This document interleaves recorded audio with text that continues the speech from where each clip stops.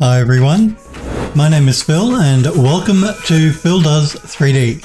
I'm a multimedia and 3D artist and I stream live on Twitch on Mondays and Tuesdays at 5 p.m. Pacific time in the United States, which is 10 a.m. if you're in Australia or 1 a.m. if you're in the UK. I hope you guys and girls are well. It's good to see you, Hellforge and Smurfberry Barbecue. Remember guys, if you miss the live streams, you can catch up at any time by clicking the videos tab on my Twitch channel, or you can go to my YouTube channel /PhilDoes3D. Remember too, if you want to join the Discord server, click the link Hellforge has just popped into Twitch chat, or at any time go to the About Me page on my Twitch channel and look in the panels at the bottom. You'll see a blue graphic that says join the Phil Does 3D Discord. Click that and you'll get an invite link to join the Discord that way. We're going to be working on a game called The House on the Hollow, which you can wishlist now on Steam. If you click that link that Hellforge popped into Twitch chat, or again, go to the About Me section on my Twitch channel page, and in my panels you'll find a graphic that will allow you to wishlist the game with a link there. I hope you guys and girls are well. You had a good weekend, like I said. And my website, yes, thank you Hellforge. If you want to know more about me and who I am, just put my Twitch username phildoes3d with a .com on the end of it. That'll take you to my website, which will tell you a bit more about me and links to my ArtStation and some of my previous work and all that sort of jazz. Okay. I saw the gun you posted actually in the gallery on Discord, Hellforge. It's looking really cool. I'll show off the gallery images just before I sign off for just before I finish the stream for the day, because I also see that Sniper Girl has posted some updated images of what she's working on, and Android Lust has posted a really cool picture of a moth queen. So if you guys don't want to wait for me and you want to see them immediately, join the Phil Does 3D Discord server and go to the gallery section. If you want to show off your work, pop it in the gallery and I'll show it on stream. If you don't want me to show it on stream, when you post the image in the gallery, just say please don't show it on the stream and I won't. I'll respect your wishes. Just in case you forget later, Hellforge says. Yes, good morning to everyone. Hellforge says, had a good weekend, managed to get some modelling done. Well, that's good. I like to hear that. We all like it when we do the modelling. Hope you all had a good one. Yes, I hope everyone had a good weekend as well. I'm feeling a little bit less stressed now. I got 2 of my projects done last week. That's the reason I couldn't stream. Sorry, guys. I've been a bit overloaded with work at the moment. So yeah, I was working on 6 different projects. I got 2 of them done because deadlines were looming. So I've only got 4 left that I'm currently doing at the moment. So that's all good. And everything worked and clients were happy and I'm happy and it was all good. Okay, so yes, I'll show those gallery images just before I sign off for the day. There's also on the Discord, guys and girls, a portfolio and links section where you can link to your ArtStation or your folio or anything like that if you want to promote yourself. Make sure you do it in the folio demo reel section though, don't put it in general chat. And there is also art help and advice section and a tutorials and tips section, which is video tutorials and tips that the users of the Discord server have come across as over the years, and they pop links in the tutorials and tips section, and some really useful and really interesting stuff in there, so you should look through it. Smurf says, imagine having more than 2 projects going at once. Yeah, I don't normally, like 6 is extreme. I don't generally, trying to do 6 projects at once is a real challenge, put it that way. It was we couldn't get around it. There was no one else that could do them. The deadlines were approaching, they had to be done. So, you know, I would like to say Phil put his hand up and said I'd do it, but Phil was told you're going to be doing it. But so I've still got 4. I'm still doing 4 projects at the moment, so there you go. It's all good. I like what I do, so that's fine. So yeah, we're going to be working on the kitchen for the House on the Hollow game. We are almost done with all of the modelling and texturing. I think all we have left to do now is the kitchen wall. Then we can jump into Unreal and we can start putting the kitchen together, finally. Once we've done the kitchen, we're probably going to be the only room left in the building now. Then will be the basement. So that's, I guess, where we're going to move to after we do the kitchen. Yeah, most of the modelling work for the basement I've already done. I've been doing a lot of stuff for the game off stream because I don't want to show everything on stream that's going to be in the game for anyone that wants to play it. They want something new that they're going to see. So the basement I was not going to do live on stream. I probably will, but I may change my mind. I'll think about it because we still have to do the outside environment as well. Like the area around the house itself, the building is done, like the outside environment, but beyond the general surrounds of the building isn't. So we have to fill that out and do that as well. So I want to move on to doing that because I have a deadline for that of the middle of next month. So we'll see how we go. You know what I'm like. Okay. Anyway, kitchen wall. So we modelled up the kitchen wall. It's just a straight wooden panelled wall, and it's probably going to have a tile base here. And we brought it into Substance Painter and we started texturing it up. And that's where we left off last week. Not last week, sorry, the week before. Okay. Coffee and kitchen. Yes, coffee and kitchen. Good suggestions. Coffee first. I do like a coffee. So, as always, guys and girls, if you do have questions while I'm working, please feel free to pop into chat and ask me if I can help you with your 3D work in any way. I'm happy to try. Can't say I will, but I'm happy to try. If you just want to pop in and say hello in the chat, that's always welcome. But if all you want to do is watch, then that's completely fine. So, actually, I might just grab a drink of water as well, I think. Because, Phil's a motor mouth and never shuts up, so he needs to have a drink occasionally.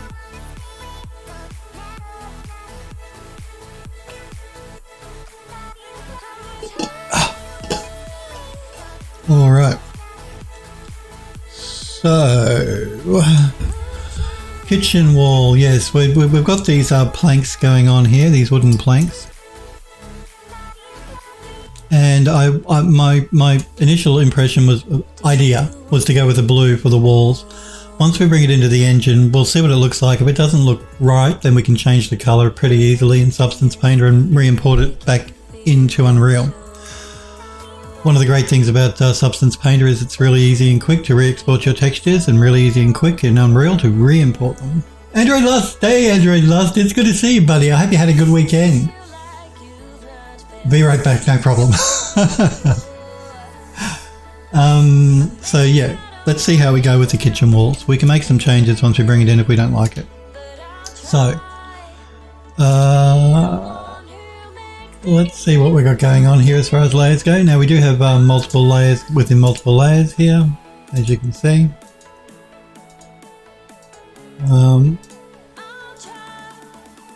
Let's see here. Let's play around with this a little bit.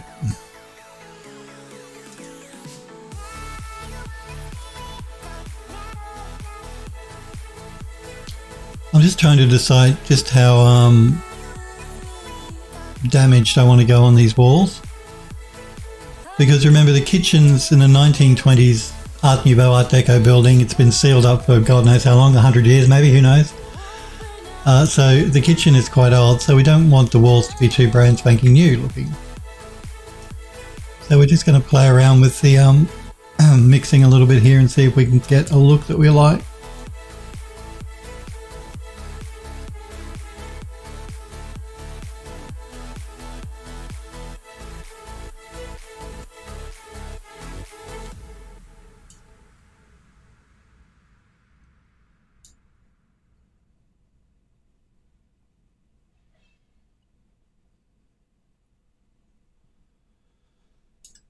Oh, let's see. I don't want to make it too destroyed. I mean, I do want it to look old and aged, but not abandoned or aged, you know what I mean? Not like it's been abandoned and the thing is ready to collapse. But I do want the paint to look old.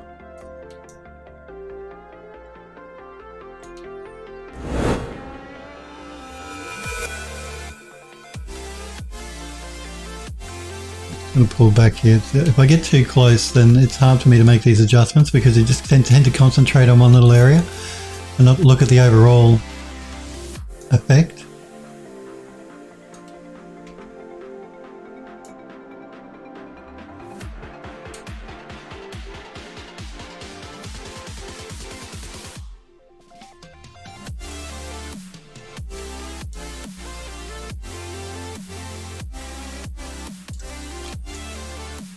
I think what I'm going to do is I'm going to go back into the underlying wood.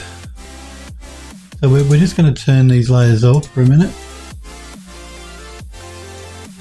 And I'm going to just change the colour of this wood because I don't like it. It's a bit too yellow.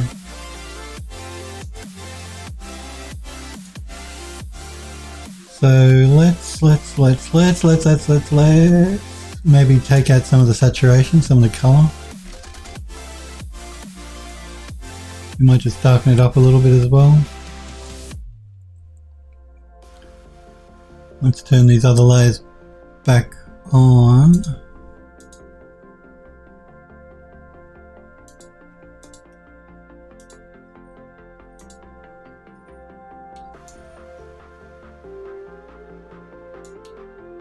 In fact, I'm wondering if I should make it less yellow.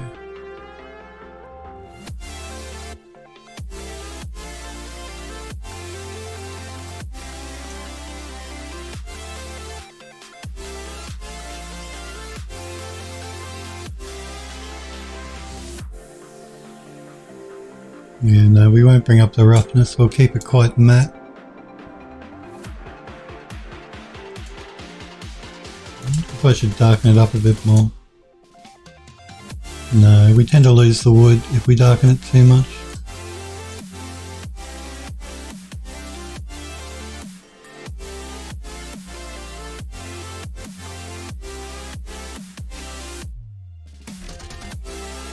Just have a look at this worn plaster. Pardon me.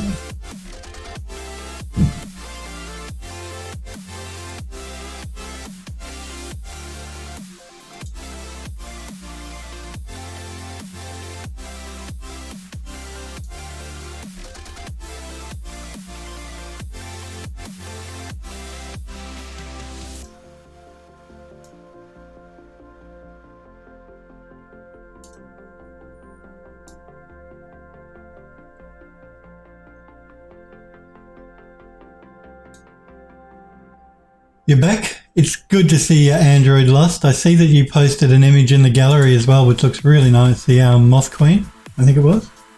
Yep. I'll show that before I sign off for the day. It looks really, really cool. I love your work. There's some beautiful stuff. You guys and girls all do some really lovely stuff. You guys know it's the whole reason I'm on Twitch is to actually encourage you guys and girls to do 3D. And I love looking at the stuff you guys make.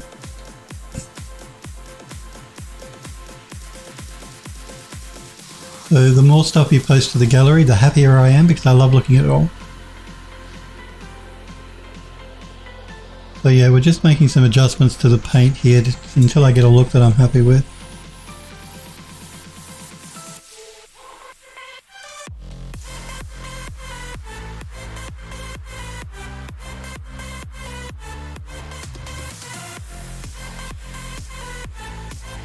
Andrew Dot says, if only I could work faster, then I'd be posting something. You're a machine. You are a machine as it is. You make beautiful, beautiful character work. And I'm amazed at how quickly you get them done. I'm not suggesting, that was not directed at you particularly, Android Dust, because you are a machine. Which is good, because I love looking at it all. And 3D takes time. You guys and girls know that. It's not something you, unless you're Android Lost, it's not something you can actually knock out in a day. It's stuff that really takes time to do properly. So, but Android Lost, he is a machine. I tell you, he is a machine.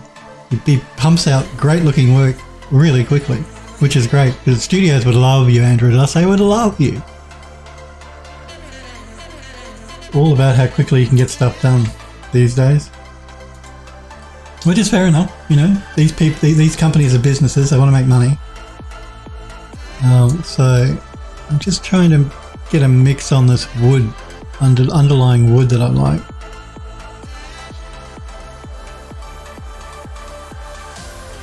having a bit of a problem getting the right colour mix.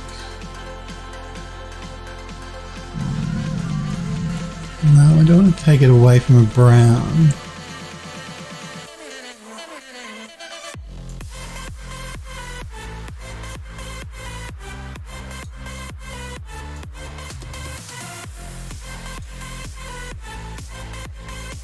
Halford says, I just make guns, and Grandpa Phil always told us not to just fill the portfolio with cars and guns. Yes, look, I've mentioned that before. Grandpa Phil has told you, do not fill your portfolio full of cars and guns. If you're doing it for your own pleasure, then hey, have at it. Make what you want. But if you want to get a job in the industry, they want to see that you've got a little bit more range than just making cars and guns. They want to see that you can do other things apart from cars and guns. So, you know, and you have no idea, because I look at portfolios of other people, as part of my job, how many cars and guns I see in portfolios. When I see it, I'm happy that you love making cars and guns. That's cool. That's all cool. But I want to know that you can make other stuff. So show me something a little bit more different from cars and guns. And the more interesting the piece is in your portfolio, like the more unusual, it's not a car, it's not a gun, it's something unusual or interesting that you've modelled and textured, the more memorable it's going to be to me or to other people looking at your portfolio. So the better the chance you're going to have of getting a job. So if your end goal is to get a job in the industry working in 3D, either as a 3D artist, character artist, whatever, the more interesting you can make your portfolio, the better the chance you have of landing that job. So, because it's more memorable, people will remember. They'll shortlist you over other people if your portfolio is interesting. And of course, it all boils down to the quality of your work too. I mean, that's basically what you judge a portfolio on. It's how capable these people are of actually doing the job, whether they can model right, whether they can texture right, whether it looks right, whether the color theory is right, all that sort of jazz. That's all really important. My point is just that if you don't fill it with cars and guns and you make a couple of pieces that are really interesting or unusual in your portfolio, you're more likely to be remembered and more likely to get a job. Android Lust says, speaking of guns, Hellforge, I saw a nice gun concept on ArtStation that has your name all over it. Yes, Hellforge has, I think, popped a link to his ArtStation in the gallery section of the gun that he's been working on, the pistol, which does look really cool, Hellforge. It looks really nice. You've done a good job. Andrew Loss says it's more of a futuristic gun though. Oh, so maybe he's not talking about that. Helpwood says, send it my way, please. Sniper says, hey, Sniper Echo, it's good to see you, buddy. I hope you had a good weekend. Yeah, I hope you had a good weekend. I hope you're well. I hope you're doing okay with expanding your team size. I know that can be a challenge, particularly at the moment. That's the whole reason I've got so many projects going on with work at the moment, because it's a little bit difficult to find people at the moment, mainly because our borders are shut. We don't allow international people into the country unless you've got a very good reason, like you've got to visit somebody because there's been a death in the family or something like that. Generally, you can't fly into Australia as a tourist, which means they're not importing staff from overseas like they usually try and do. Which means there's lots of work going on. Phil's busy.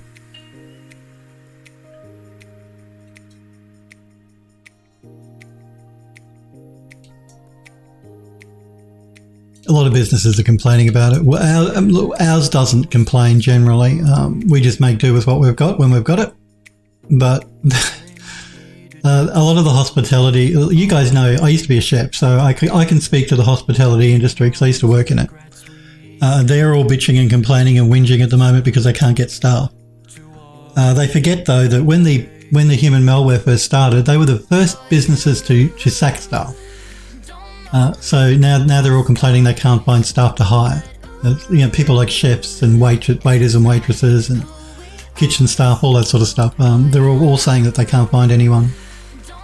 And I'm sorry, but I have no sympathy for them because, like I said, they were the first to sack people when the whole thing started. So you reap what you sow, in my opinion, in life and in business.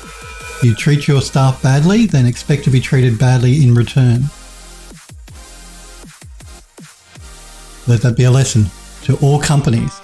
You treat your staff properly, particularly if you've got good staff. It'll come back to bite you. Which is why I always say to you guys too, don't work for a company that treats you badly.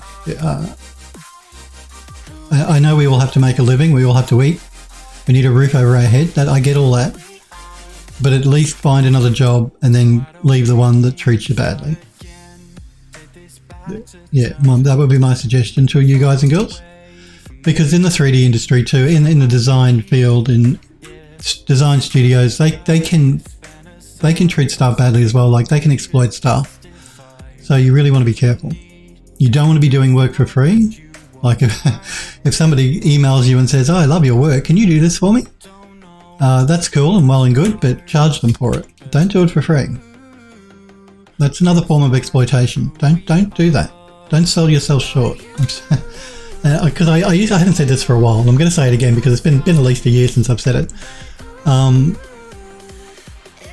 Don't put yourselves down and don't put your work down. If you do 3D or you do character art or you're an animator or whatever, these are specialized industries. So it's not something that everyone does every day. Like, you know, it takes time to learn programs. It takes time to get good at them. So don't sell yourself short. That's basically what I'm trying to say.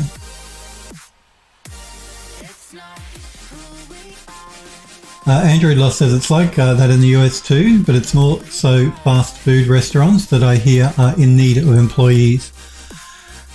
Yeah, I don't know about it's restaurants here. It's like a lot of the it's in the touristy areas, like in Cairns, which is at the top of Australia. They have a lot of big tourist resorts, so they have big hotels with large restaurants. You know, restaurants that seat 200 or 300 people. Those sort of places are really finding it difficult to get staff. There in places like mining towns, like Mount Isa, which is more toward the middle of the country, in the desert, they always have problems getting people wanting to live there, but they're particularly finding it hard now to get hospitality staff. So yeah, and I don't know if that's such a bad thing, to be honest with you guys. I mean, it means that wages will go up, which is a good thing. We all want to get paid more. So if these businesses find it hard to find staff, then that just means that when they do get staff, they're going to have to pay them a decent wage. I don't see a problem with that. I'm sorry, but I know business people would be screaming at me saying, "How dare you? How dare you say that we should get less profit and we should pay our employees more?" But I'm sorry, that's just the way I think, and that's just the way it should be. Call me a socialist if you want, but bugger you. Just know that if I do work for you and you pay me a decent wage, you'll get a good employee because I do my job very well, and I tend to you know, do more than I should, put it that way.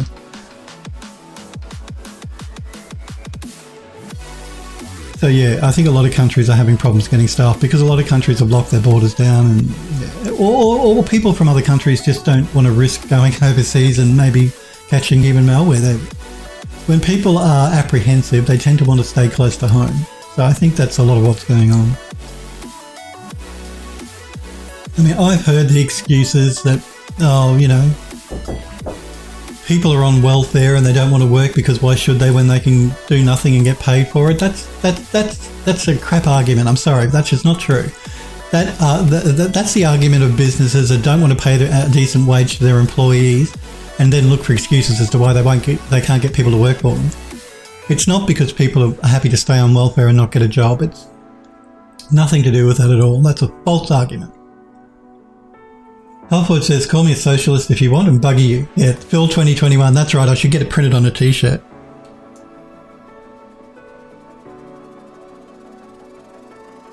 What am I wrong for thinking that that you deserve a decent living wage, people? Is that wrong? Am I wrong? Tell me if I'm wrong.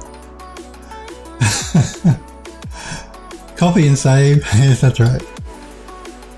Oh yeah, save. I haven't done a save in a while. I better do that. So let's do a save.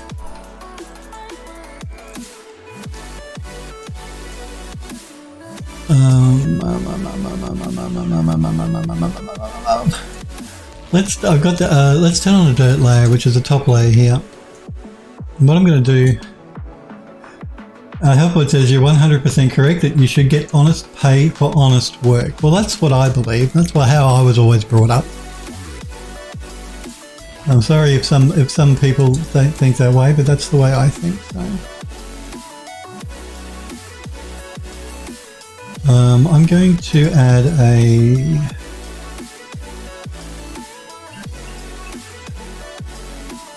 a mask. I think I'm just going to try and find what I want.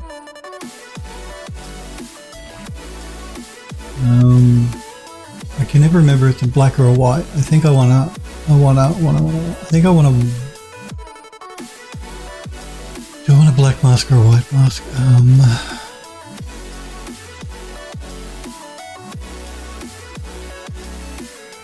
I might go with a white mask. And let's go to our brushes. And let's choose our dirt brush. Where are you? We'll go with dirt 1. And I'm just going to increase my brush size.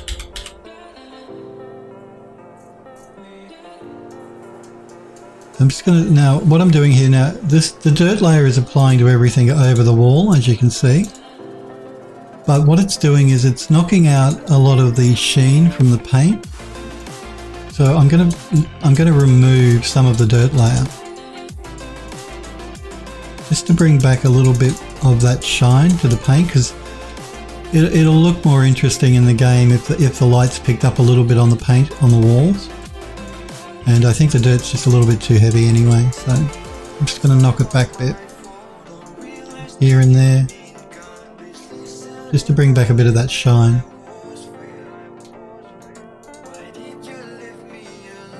Andrew Loss says COVID did put a lot of minimum wage employees out of work, but unemployment paid more than McDonald's. It would be dumb to go back, so I don't blame them. Yeah, that is probably true, Andrew Lust. I don't dispute that. But the argument a lot of business people make is, oh, you shouldn't pay welfare because it disencourages people from wanting to work. Now, I don't know what welfare pays in your country, but in Australia, it is really, really, really low. You can't live on welfare. You just, it's not, they don't pay enough for that to happen. So it's, which I get. I mean, it's meant to be a safety net for people so that they're not on it forever, but it stops them from becoming homeless and they can eat.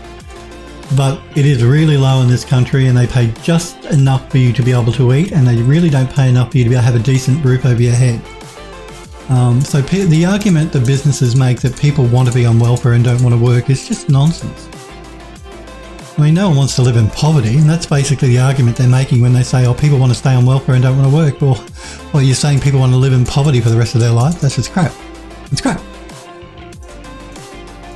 I'm sorry, but it's crap. Andrew Doss says the wages are the problem. That's right, the wages are the problem. I mean, if you want people to work for you, pay them a decent wage. Come on. And it's generally the richer people in the world that have the argument that, oh, well, you know, they don't want to work, they want to stay on welfare, and or they don't want to pay them a decent wage for their business to begin with. They're happy to make money on the exploitation of others, so that's not a good way to live. I don't begrudge a business person from wanting to make money in a business. That's the whole reason they start a business. Look, I get that, that's fine. But don't do it on the exploitation of others. That's not cool. That's not cool. And I have seen it in the 3D, in the design industry as well. So that's why I warn you guys not to work with people that want to exploit you. And just to be careful about who you do work for, because you don't want to sell yourself short. You don't want to be doing work for free. I mean, if you're trying to build up a reputation or a portfolio and you're new to the industry, I'm not saying you shouldn't do work for free. By all means, if the project is interesting and you want to work on it, and you think it will be cool to make whatever it is they want you to make, and it's going to be good for your portfolio, then do it. Yeah, you got to make a judgment call, but I just don't want you guys to be exploited, because there's a lot of people that will try and exploit you.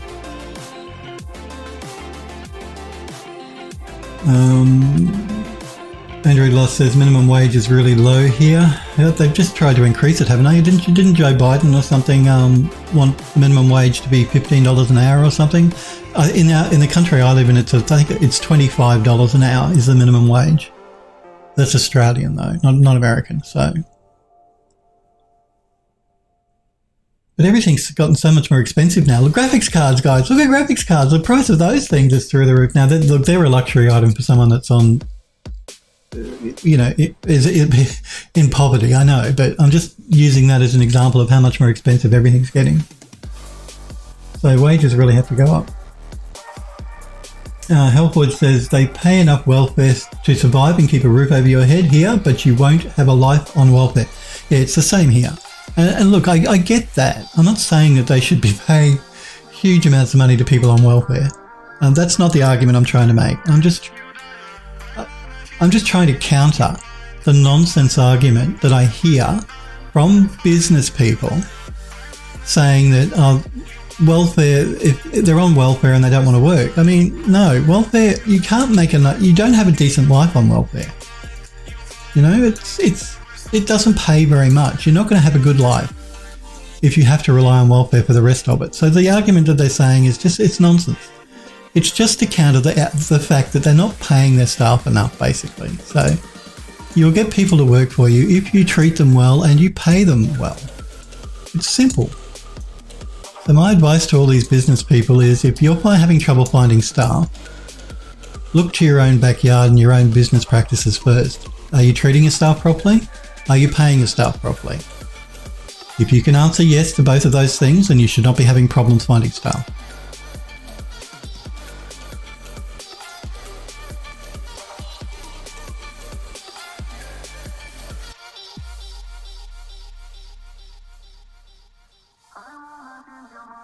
And yeah, as Helford says, if unemployment pays more than the actual job, then the company isn't paying enough. So,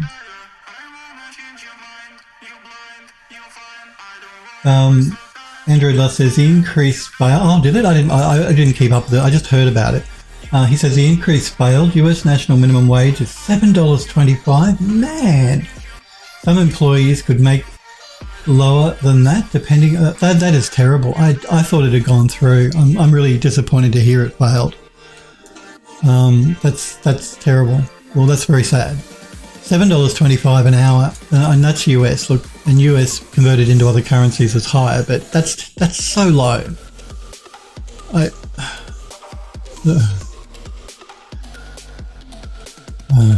don't know. That's terribly low. Terribly low.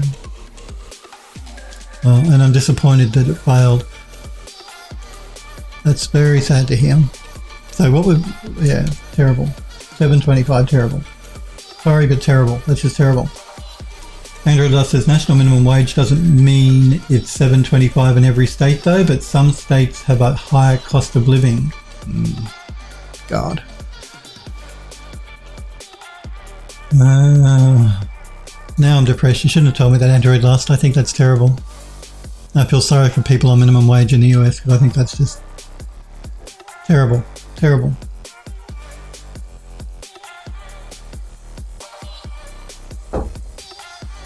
There are good companies around though, so just look for them. Ones that will pay you a decent wage, I'm sure.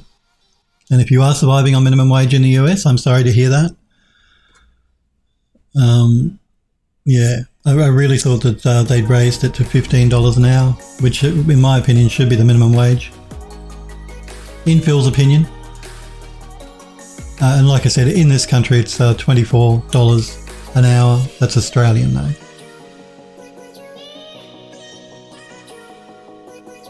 And everything's just getting more expensive. So yeah, I really do. That's just terrible. Just the cost of living is much more expensive now. And it goes up all the time. Wages in this country though haven't increased for at least 3 or 4 years. So wages have been stagnant. No one's gotten a pay rise. Very few people anyway in the last 3 or 4 years. The government are trying to change that. We'll see how they go. They bring down their budget tonight, their annual budget, the federal government. And let's see what they got in store. I think actually they're going to be a lot of incentives for games companies, from what I've heard. So they're going to be doing a lot of tax incentives for game startup companies and stuff, which is good because I work for a games company as well, so well, I'll be eagerly listening to see what they're offering, or what we can claim.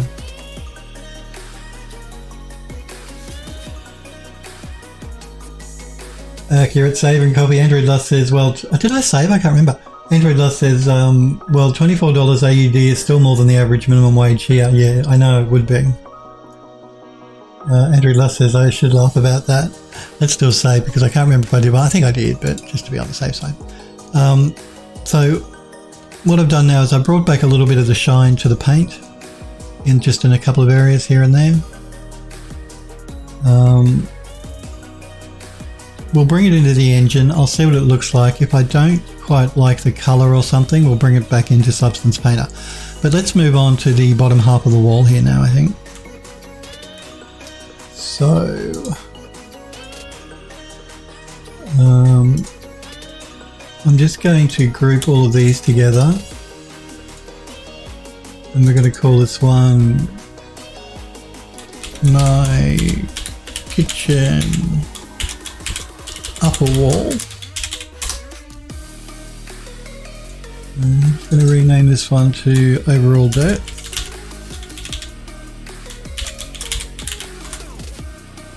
We'll do another save now that we've made those changes. And let's jump into the materials and see if we can't find something interesting for the lower half of the wall here. Now, I was thinking a tile. We'll see what we got. That's what I was thinking though. Thinking tiles, some sort of tile.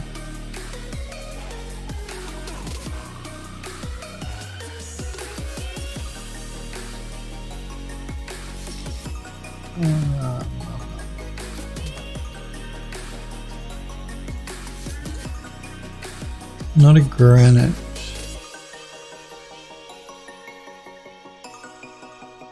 Yeah, probably not a granite. I don't think I want to go that posh. We just want to keep it more of a general tile.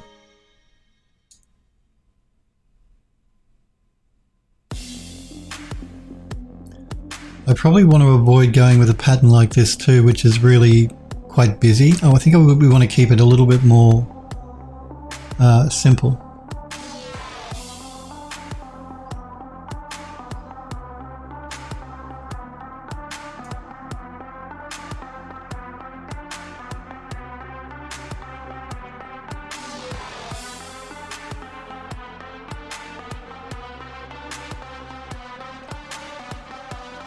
And I think we also want to keep it to more of a light colour, more toward a cream white than anything.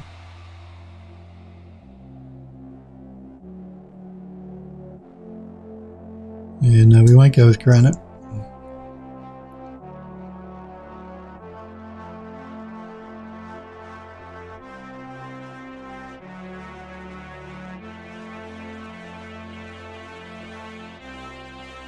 I think in the kitchen, on the, you know how we have the splashbacks around the top of the counters, between the counter and the top cupboard. We have what they call like a splashback, and we put a tile on that. And I think from memory, the tile on that was just a square, multicolored, neutral multicolored sort of tile. So I think we should probably go with something like that. Keep it simple, basically, is what I'm trying to say. I'm not doing a good job of it. Yeah, I think actually this was the tile we used. Where is it? I think this was a tile we used in the kitchen splashback. Yeah, I'm pretty sure it was something like that. We could reuse that to bring it to tie the wall into the splashback, but I don't think I really want to do that. I think I want to go with something a little different. Let's just have a look at the ceramic enamel tile. I'm just going to mask it to the bottom half so we don't get confused. And let's just look at the tiling here.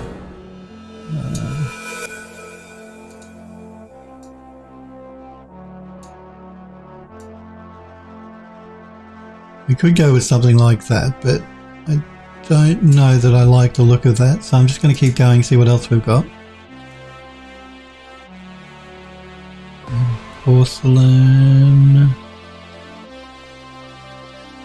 This is an interesting material. Let's have a look at this one. Again, let's mask it with color selection just to the bottom part. We can change the color. It's more the tile pattern I'm interested in looking at.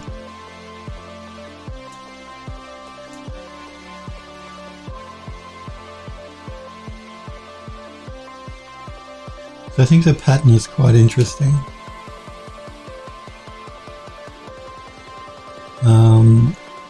We could rotate the pattern. I don't know that I want to, but we'll see what it looks like.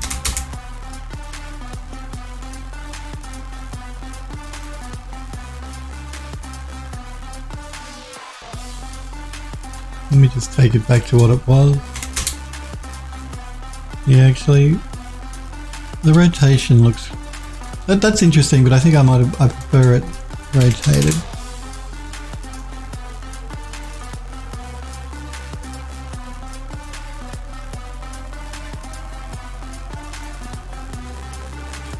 Just gonna hold down the shift key so I got a bit more control over this. Because the sliders in this program are really sensitive. Let's play with the offset as well.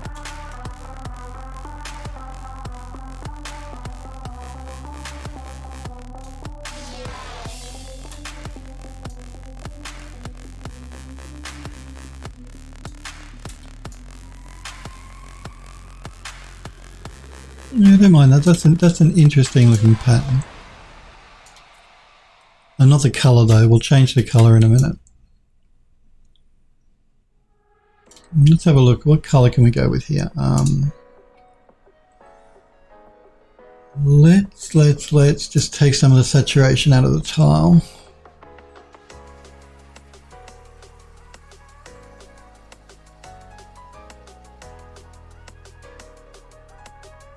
What colour would be good?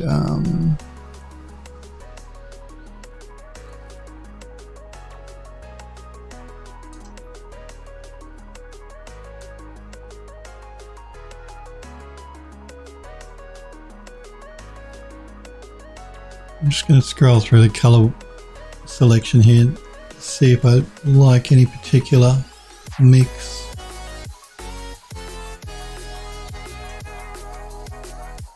I might just knock a bit of the colour out a bit again.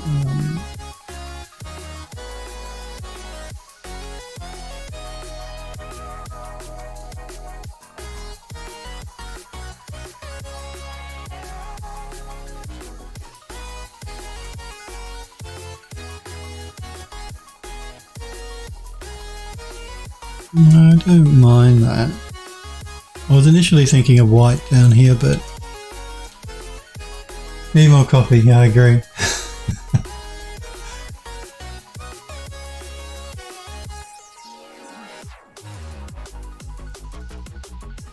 Now, the only issue I have with using a pattern like this on the bottom half of the wall is we're designing this piece to be modular inside of Unreal, which means we're going to be tiling it along the wall. At least two tiles, like there'll be at least two pieces next to each other. And for us to get a clean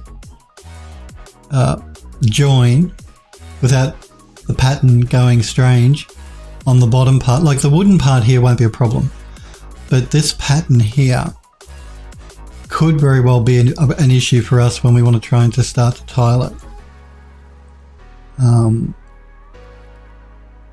Yeah, that's the only issue I have is I think with this pattern we're going to have an issue with tiling. So I'm not going to delete it. I'm just going to turn it off. I'm just going to keep going to see if there's anything else that might be more appropriate. Let's have a look at this one.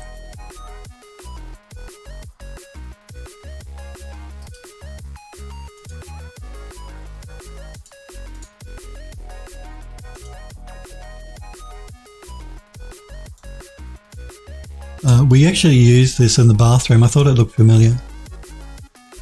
We used this tile in the bathroom, so I don't really want to use it again for the kitchen.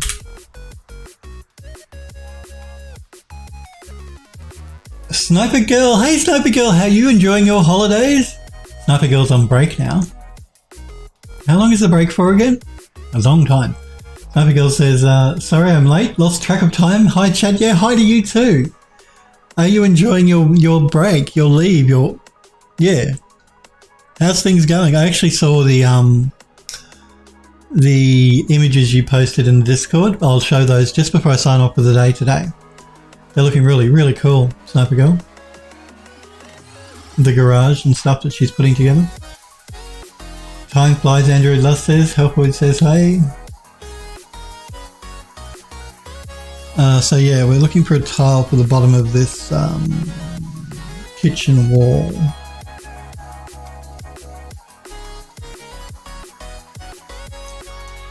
Let's have a look at this. I didn't actually end up using this anyway. Again, I think it's going to be too busy, but we don't know until we try. So let's see.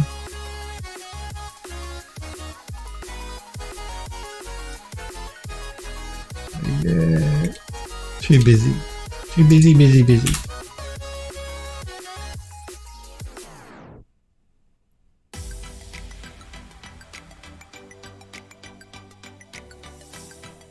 What else we got?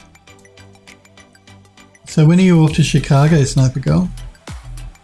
Sniper Girl wants to go to Chicago to do some photogrammetry stuff.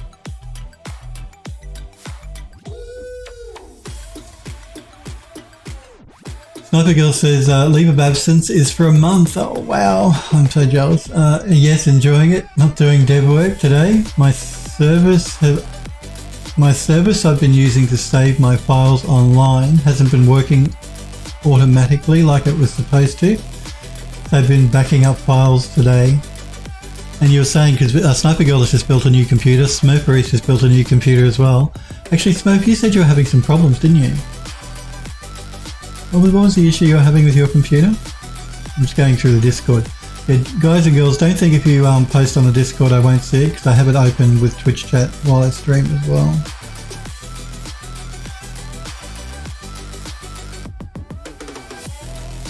Oh, that's right, you're saying with the fans and the LEDs staying on. Yeah, well that's in the BIOS, so that's an easy fix. Weirdness. Oh, a problem with the boot and the shutdown, that's right. It's failing to post during boot sometimes. And you have to flip the PSU switch. That's strange. Like I said, the LED thing, there's a setting in the BIOS to turn that off. It's named really weird because it's Asus have really strange names for their BIOS and things, but that's an easy fix to turn off. But yeah, the boot problem, that's strange.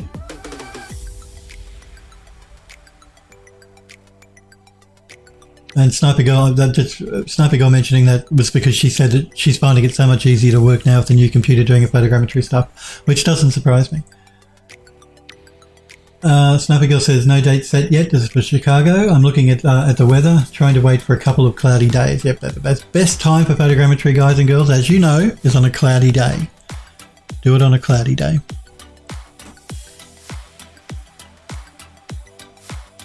Yeah, well, the boot shutdown stuff, I'm not sure why that would be happening. What could be a cause of problems with post? Are there, you know when the computer boots up, Smurf, toward the top of the motherboard, generally on an Asus motherboard, you've got 4 LEDs, like it's yellow, white, green, red. I'm not sure of the colors, but there are these 4 LEDs, usually toward the top right-hand corner, that light up as the motherboard goes through its post sequence. Is it getting stuck on any of those? Because one is like memory, one is like VGA, one is boot, so it's going through the different processes. That could give you a hint as to what could be causing the post not to work occasionally. Sniper Girl says, I want to have a couple of days straight with cloudy weather. Fair enough. You don't want to go all that way and it's sunny. I mean, you can do photogrammetry on a sunny day, but it's much better to do it on a cloudy day. Much easier. You don't have to get rid of shadows after the fact that way. Sniper Girl says, did you miss my I did miss your resub. I'm so sorry. Sniper Girl, thank you for the resub. I do appreciate it, guys and girls, when you sub to the channel. It does help the channel. So thank you, Sniper Girl. You are awesome. My apologies for not seeing it. I don't pay enough attention. I've got too many screens going on. I also want to thank Iron Lettuce. Thank you for the follow, Iron Lettuce. Welcome to Phil Does 3D. I'm live every Monday and Tuesday at 5 p.m. Pacific time in the United States. My schedule generally never changes. It's every Monday, Tuesday. If you do want to check though, you can check my schedule on my Twitch channel or on the Discord server. There's a stream schedule. I posted that as well, but it doesn't change. And welcome Iron Lettuce, and thank you Sniper Girl for this sub. I really do appreciate it, so thank you. Smurf says there's not a BIOS setting for leaf bands on. A BIOS setting for leaf bands on. What? What? You want to leave fans on? Why would you want to do that?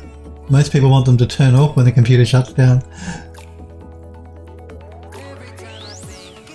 Sniper Girl says, wow, that's odd. Not sure what would cause that. Yeah, I don't know either. Smurf says, could be power, RAM timings, or BIOS corruption stability.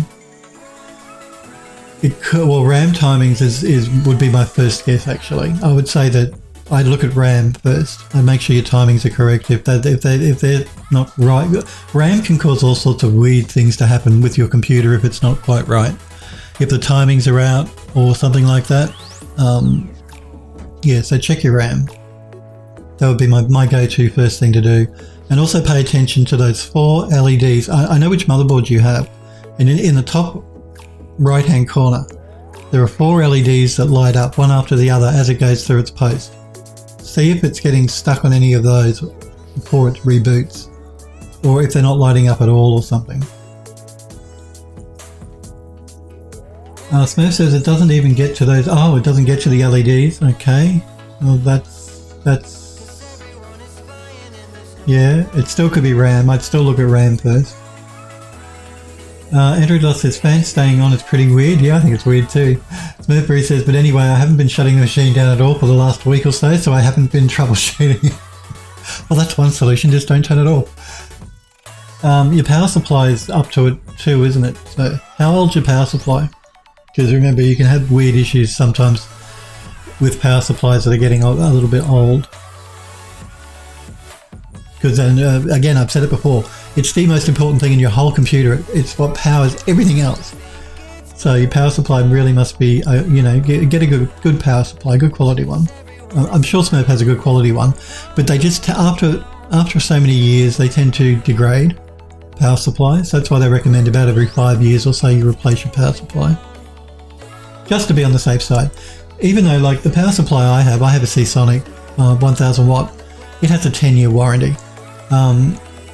But I will still probably replace it after between 5 and 6 years. I generally replace them all the time.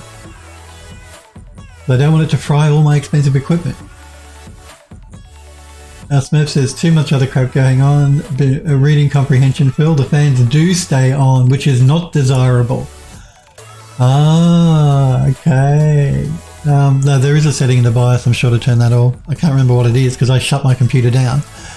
I don't put it to sleep. I think it's something to do with the standby. I think it's like, you know, you can set the standby to S4, S5 or S4 and S5. I think it's something to do with that. So I would look at the power section in the BIOS. Again, I haven't looked at it because I shut my computer down. So, and my fans turned off when I shut down. I didn't have to do anything special. But I'm sure there is a setting in the BIOS to do that. But I'm pretty sure it's to do with power management.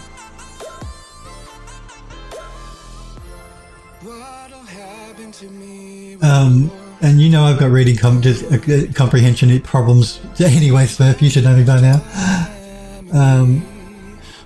Smurf says it's a brand new computer, Phil, the power supply. Oh, I didn't realise you got a new power. Sorry, you know what it feels like in his old brain. Yeah, he built a new computer. I thought he may have used power supply from his other machine, but he bought a new power supply. So that won't be the problem then. Unless it's a faulty power supply, which is unlikely. Smurf says, I just added 16 terabytes of storage this week. Man, man, why do you need so much storage? 16 terabyte. Wow, and I thought I was bad. How many terabytes do I have? I've got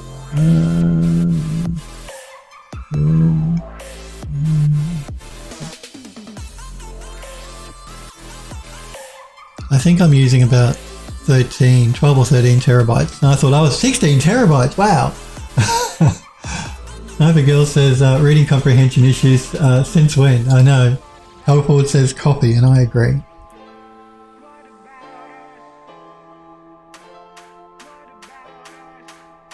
Sniper Girl says to Smurf, nice, officially jealous. I am too. Smurf says half of it's backup, so it's 8 usable. Well, still 8 terabytes is quite a lot.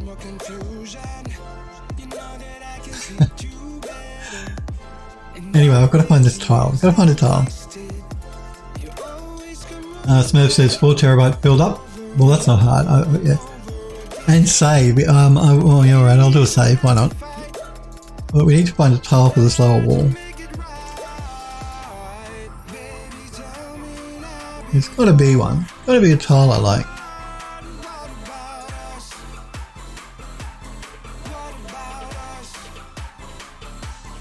The reason I'm using, you can't see it, but I'm using the scroll over the side instead of using my mouse wheel to scroll through these. Because I notice sometimes it tends to jump way too many. Maybe let's make this bigger. Maybe that will help. Yeah, when I use a scroll wheel, it tends to scroll through too many at a time.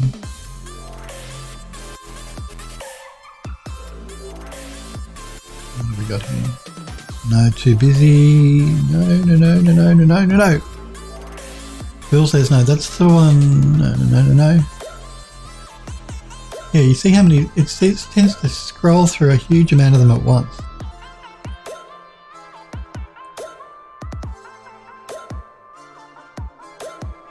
But I'll do it this way because it's just easier.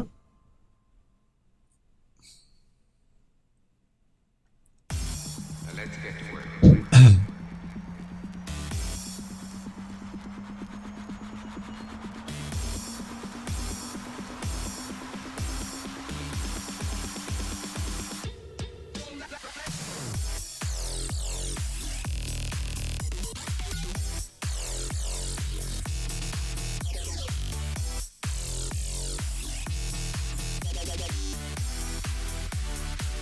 Yeah, again, these pattern ones can be a problem if we try and tile the actual. Yeah, I don't like that anyway. See, I really should keep it white. That would be the easiest as far as tiling goes, but I want it to be a bit more interesting than that.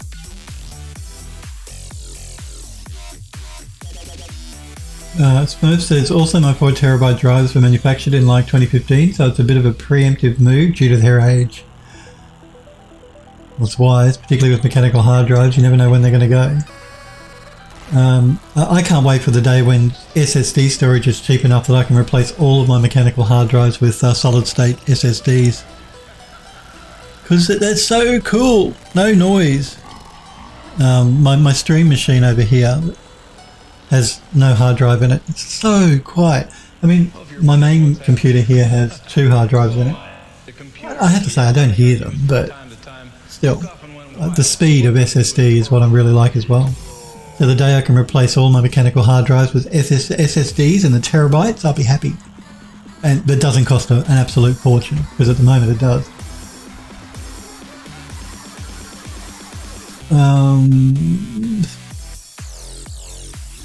Sniper Girl says, I'm adding 8 terabytes to my PC tomorrow, maybe, whenever the backup to my photogrammetry drive is done. For whatever reason, the software I use didn't back up that drive at all, even though it's supposed to keep it constantly updated. Weird, as Smurf says, and Smurf says, I don't do cloud backups. I don't either. Yay for data caps. The only thing I have backed up on the cloud is an encrypted archive file that holds a tiny amount of critical data. I back nothing up to the cloud. Apart from Windows doing whatever it does automatically for like my calendar and stuff. I do not back up anything to the cloud. Nothing. Everything I keep locally. or I store on the servers at the studios. Nothing goes to the cloud. They're not secure enough. I'm sorry, but no. If anything I was working on was to get out, like, because I sign NDAs and stuff with different businesses, I would be in so much trouble. I can't just say to them, I'm sorry, but the cloud was insecure. Go talk to Amazon. No, I'm not blaming Amazon, I'm saying. So yeah, for security reasons, we back nothing up to the cloud. It's all local.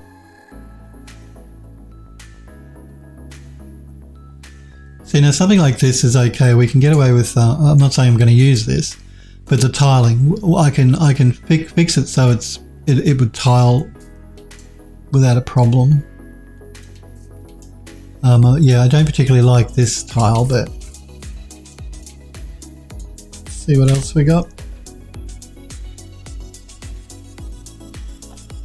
But I get the cloud backup is very handy. I mean, and if you're not doing work that's that's under NDA and would be a problem if it got out, then I'm sure it's fine.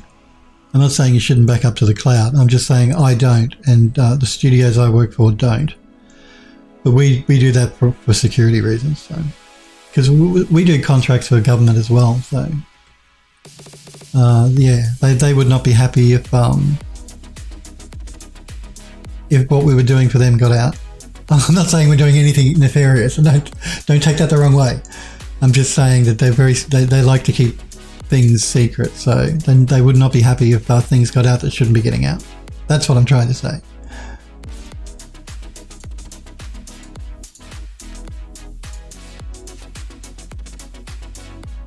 I was just curious what a honeycomb pattern might look like on the wall.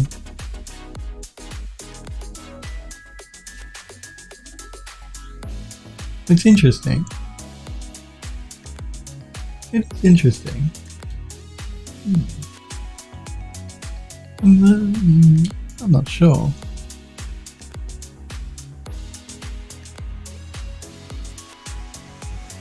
Not generally something I would put on a tiled wall, but say I don't like it. It is interesting.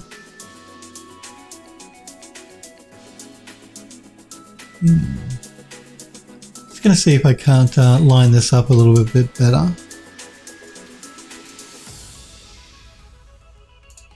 Just in case, because I do quite like it.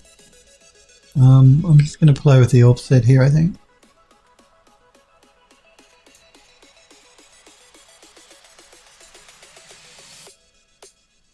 Um, 7.72. Let's try 7.70. Let's try 7.68.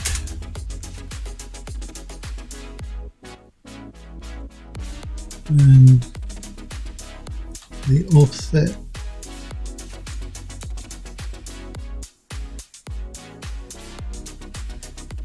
0.07, 0.06, no, 0.068, 0.068.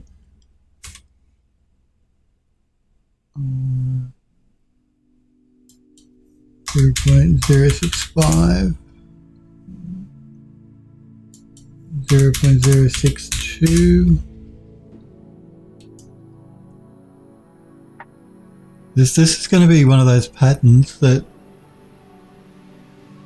we really have to make sure we get lined up correctly.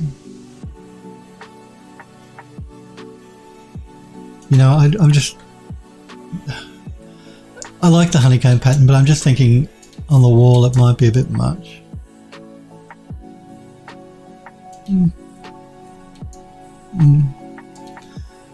Let's get the alignment right. 0.062, 0.061. No.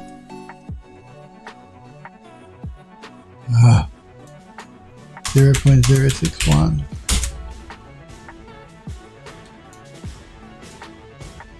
No. 0.062, which is where we were. 0.0625. that's lined up. It's the edges along here and here that I'm talking about, so that when we put another piece of wall beside it, they line up correctly. I'm just going to keep that there and turn it off. I'm just going to keep going through to see if there's anything else that might look cool.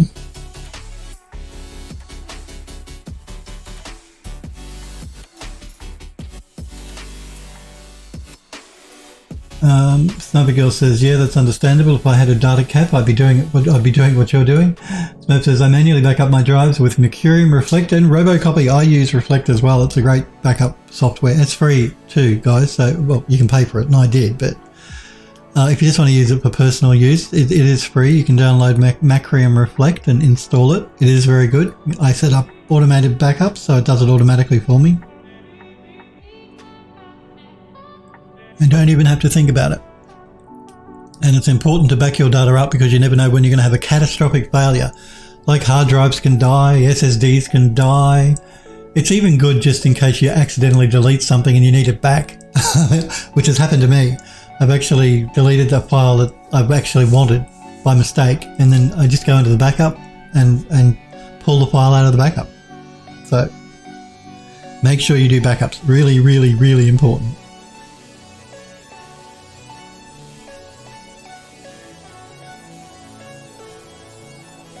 Yeah, I think we want to avoid doing a granite or a, we don't want anything like a granite. Granite and marble, no. For the wall I'm talking about. This is a really nice material, but I don't think it's going to be suitable for the wall. Let's mask with color selection.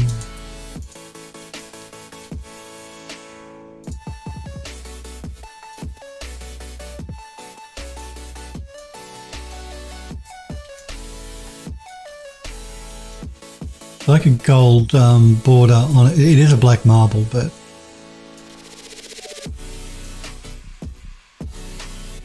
I think that's a bit too fancy for the kitchen. But I do like the material though, so it's quite a nice material. I'll probably use it somewhere else. I don't know where, but I'm sure I can use it somewhere. Probably not the basement, but we'll see how we go. Actually, I know probably where we can use it. It's when we move into the third landscape, we can probably use it there. After you get out of the lift.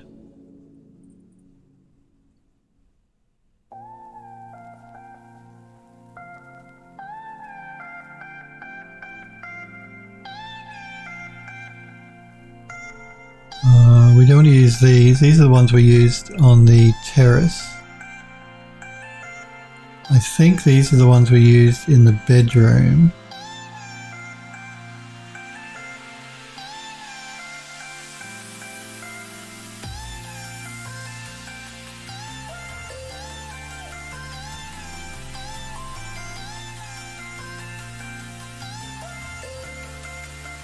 Sniper Girl says I use iDrive to back stuff up. Paid for 10 terabytes, was like $10 for a year due to a discount. That's pretty good actually. 10 terabytes, yeah, that's very, for $10, that's really good. Smurf says I've detected so many duplicated files in old backups recently, like hundreds of gigabytes, and I managed to fill the drive back up again almost instantly. I've been teetering on about 120 to 180 gig of free space for months. Oh, that'll freak me out. You guys know I hate it when I see my hard drive hit the red. When that bar goes red, that freaks me out. That triggers me. Helpwood says, I've had a hard drive die on me a couple of years ago, and ever since then I've been super paranoid about backing up important stuff. Look, it is really important. Make sure you do backups. You've got to back up. Back up, back up, back up.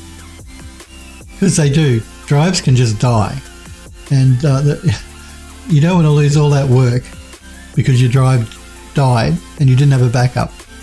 Make sure you back up. And then you can make a backup of the backup if you really want. Which I do as well occasionally. If I'm working on a project that's really important, and if I was to lose it, I would be in huge amounts of trouble, I make a backup of the backup.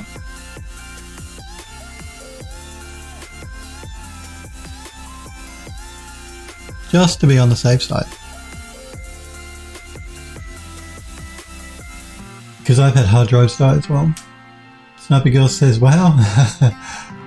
To help forward, she says, had that happen too. Same, to be honest. Paranoid as hell when it comes to backing stuff up. You guys know how long it takes to make this stuff. You don't, or whatever the file is. Losing it is not. There is nothing worse than losing a file. Nothing. You know, deleting a file that's really important is really bad as well. And you guys know I did that. I had to redo my you know, my little robot egg. That's my logo for the channel. Because I deleted the original file, max file that I'd made when I created it, so I had to remake it, and that was a pain. And I didn't have it on a backup because I'd made it so many years ago. It was like I created that little egg bot thing. God, it'd probably be 8-9 years ago. So it's like, you know, when you've deleted it, that split second when you think, shit, I should not have done that, and I can't get it back. If you had a backup, you could get it back.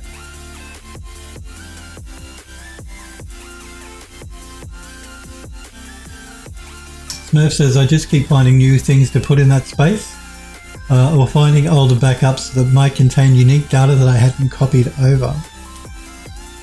You gotta let it go sometimes. You can't keep, depends on how much data you've got, but yeah. Sniper Girl says, actually failed a class when I was in college due to an external hard drive dying. Yeah, look, I know when I was in college, when I was doing my degree at uni, the number of times that I'd have that my classmates would come in, like, you have assignments, you have deadlines. Number of times that my classmates would come in and say to the lecturer, oh, I can't submit, can I get an extension because my hard drive died? Generally, like, the lecturers will give an extension if they can. Generally, you get penalised if you have to have an extension, like they'll deduct so many points from your final score. Some of them would just say no. So, and it's the same goes for work. If you go to your employer and say, I'm sorry, but that project deadline that's due today, I can't give it to the client because my hard drive died, they're not going to be happy and they're not going to be impressed. You must make sure you back up. It's the whole reason too. You guys know when I do my saves, when I'm working in 3D, I go R1 for revision 1, R2 for revision 2. I save a new version every time I've done some work. I don't save over the old version constantly. So by the end of a project, I could have 20 or 30 revisions of the same file. Well, not the same, but, you know, incremental versions of the same file. And I just go through then and delete all the old ones and just keep the last one. But I do that so that if at any stage I need to go back, if something happens, the file becomes corrupted, which can happen, you've always got a version before it that you can go back to. So that's the reason you see me doing R1, R2, R3, R4 whenever I do a save. Usually. I'm not doing it here with Substance Painter, but every time I'm modeling in Max, you've seen me work that way. I do that because files can become corrupted.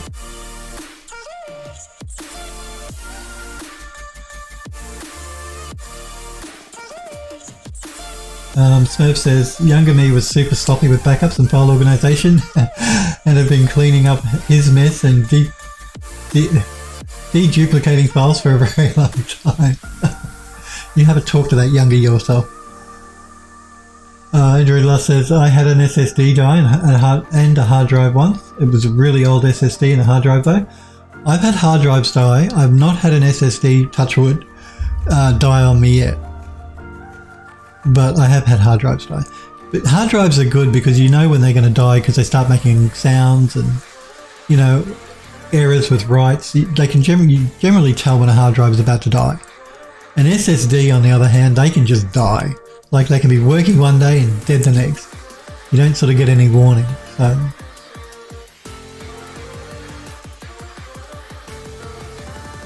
Andrew Luss says, you all didn't get dying hard drive signs Or did it just decide to die one day? Mine had signs of dying. Yeah, mine had signs of dying too. Every hard drive that I've had that's died, I haven't had a lot, maybe 2. There have been signs that it's getting ready to die. It's either made clicking noises or Windows has said there's been a problem and I'm trying to write to them or things like that. And that's usually a good sign that the thing's about to die. So get all the data off of it as quickly as you can and replace it. Yeah. Crosswind, hey Crosswind, it's good to see you. I hope you had a good weekend. Says, I'll probably never switch from mechanical drives. SSDs are too unreliable. I have not had an unreliable SSD yet. Again, touch wood. I've not had an SSD die. They've been pretty good so far. But having said that, I'm not saying that they can't be unreliable. And they're just not big enough, basically. Like, I need a minimum 4 terabyte drives if I want to replace my hard drives. And I don't know if you can buy a 4 terabyte SSD, and if you can, it would be incredibly expensive. So I'm not spending that sort of money when I can buy a hard drive. So when they get cheaper, I'll probably switch over to all SSDs, but not just yet. Having said that, I do love the NVMe SSDs I have for my work drive and for my C drive. They're so fast. They make video editing and stuff really easy. Healthwood says if it's a work project, I back up the backups as well. The personal projects, I only back up to my external. That's fine. And yeah, backing up to an external. I don't know if you guys saw when I showed you the picture of my build on the desk. You would have seen a little silver Western Digital 2.5-inch drive sitting beside the computer case. That's what after my backups, I transfer them to an external drive just in case something happens. Like if there's a fire and I have to run out of the house, run out of the flat, I can just grab that drive and take it with me. Because it's, 2 seconds, I just unplug it and run. So if the house burns down or the flat burns down and I lose all my data, at least I've got a copy of it all. So it's always a good idea to back up to external drives. Say if there was a fire in your computer, it's unlikely, but that sort of thing. It's always good to have an external backup.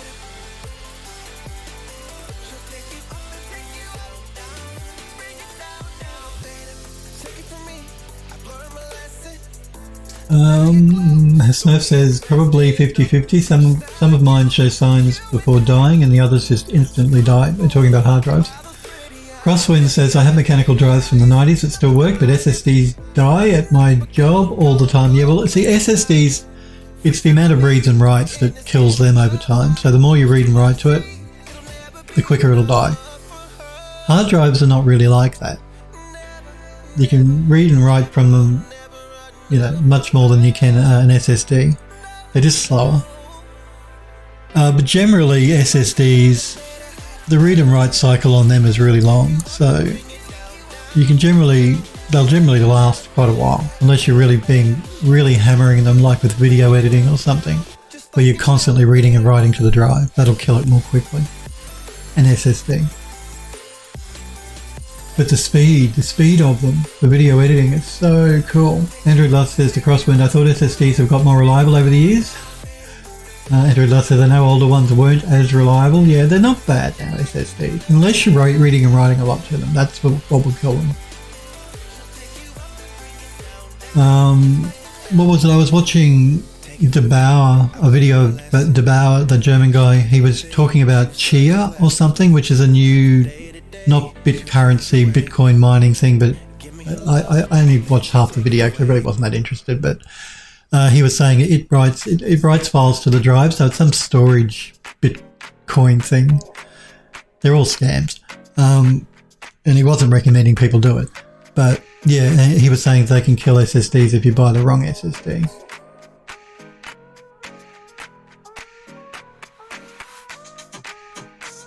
Sniper Girl says, with mine, it was an external SSD. It just died, no warning or anything, just dead. Yeah, they tend to just die. They don't give you a warning they're going to die, they just die. So make sure you're backing them up. Smurf says, I'm sure you can get a 4 terabyte SSD or bigger, especially enterprise drives, but yeah, it's going to cost you a lot. Yep. Save and copy, Hellford says. I need him to remind me because I'll forget. I do forget. There's the copy. Let's do the save, although I haven't really changed much. Android Lost says top priority isn't getting out the fire alive. Isn't getting out the fire alive. It's grabbing the data. That's all. It's easy and quick to grab the data. That's what I'm trying to say. I'm using the fire as an example. I mean, I don't want to be in any fire. Period. Maxo Brendo says I made a mushroom. Yay! You made a mushroom. Well, I'm proud of you. And good to see you, Maxo Friendo. I hope you had a good weekend. Sniper Girl says, looked it up on Amazon. They do make 4TB SSDs. They're like 400 though. I bought an 8TB hard drive for 150. Prefer mechanical drives. Well, 400 is not bad actually. It's much more in this country. Welcome, Maxo Friendo, to the Discord. I see you've just joined the Discord server. If you've got something you want to show your mushroom, put it in the gallery, Maxo Friendo. I'm going to show everyone's work just before I sign off today. So just before, probably in about 35 minutes or so. And welcome to the Phil Does 3D Discord. You're an official Phildo now. Smurf says, I'm glad that my computer cases have separate hard drive cages. If I have to bug out the building fast, I can just pull off the side of the case and yank all the drives in one action. For mine, I can't remember. I think mine are in sleds as well, but it'd be a major pain for me to open them. No, I couldn't do it if I was in a rush, because the side that the hard drives are facing on my computer desk here is facing the wall. So I'd have to move the case, take the side panel off. No, it'll take too long. I'll just grab the external drive. That's what it's for.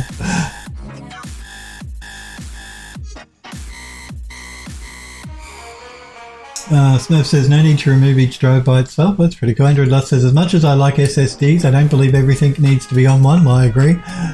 So I still like hard drives. Smurf says Chia writes some big files to a drive and then farms them, reads a few times per day for 5 years or so. Yeah, he did mention what it was about. This DeBauer.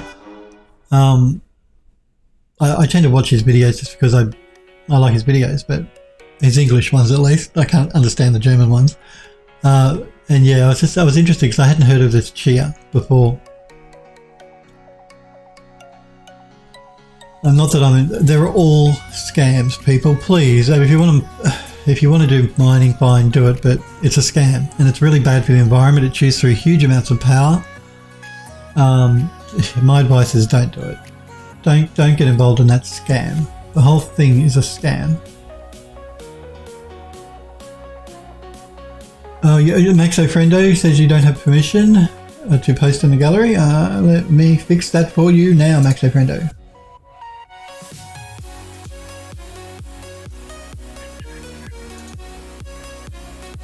There you go. You now have permission to post in the gallery, Maxo Friendo. You would have had it after about 15 or 20 minutes automatically. There's just like a cooldown on the server, just to stop bots and stuff from spamming. But I've just given you the Phildo member role, so you can post in the gallery now if you want. So yeah, for anyone that joins the Discord server and I'm not around to to change their membership and the moderators aren't around, just wait about 15 or 20 minutes after you join and then you'll have permission to post in gallery and stuff. It's just a cooldown period when you're a new member. Smurf says the part that could kill your SSD is building the files in the first place. It writes a bunch of temporary files in order to generate the final files. Yeah, well, he was saying these slots or farms or whatever they were called can take hours to build out on, and that's what can kill SSDs if you're trying to do Chia. Sniper Girl says if there's a fire, I'm taking the entire PC. That's a pretty light tower. Okay. Smurf says mine's too chunky. Mine is too. I couldn't do it. Mine weighs a bloody ton. Maxo Friendo says I could put it in the art help advice. No, you can pop it in the gallery now.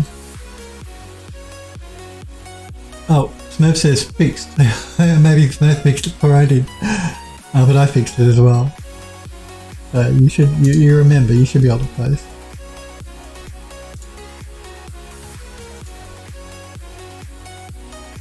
Crosswind says, also if a mechanical drive fails, there's still a chance it can be repaired and that the data saved. With us SSDs, there's generally no chance of saving them if they die. Yeah, I've never really looked into trying to get data off of an SSD that's dead. It can be hard just on a normal hard drive though. Sniper Girl says, all of the cables are simply straight pull to disconnect. It will take seconds to unplug and run out. Or we all want to hope there is no fire so no one has to do this. So, Maxo Friender says, thanks to Smurf. Sniper Girl says, how did you fix that so people can don't have to wait? you talk real good English. Smurf says, that's Phil's choice? What do you mean? Didn't I give you mods permission to make people members? Tell me, mods. If I didn't, put it in the moderator hidden chat on the Discord and I'll look into it. I thought I did. I thought I allowed you moderators to actually give people permission to actually change their membership. Because Sniper Girl and Smurfberry Barbecue are moderators on both my Twitch channel chat and Discord chat as well. Smurf says SSD recovery is doable, but you basically need professional services for it. The data is still there on the memory chips, but it's harder to interface with them. Copy and save. Okay. Sniper Girl says, I don't know if you did or not. I haven't tried it yet. Smurf says, yes, we can assign roles. She was asking how to get rid of the delay before people get auto-rolled. Oh, right. Okay. I'm not removing the delay on getting auto-rolled in the Discord because it's to stop spam. That's the reason the delay is there. It's to stop people from spamming. Because you know what people are like. They create bot accounts so that they can spam Discord channels.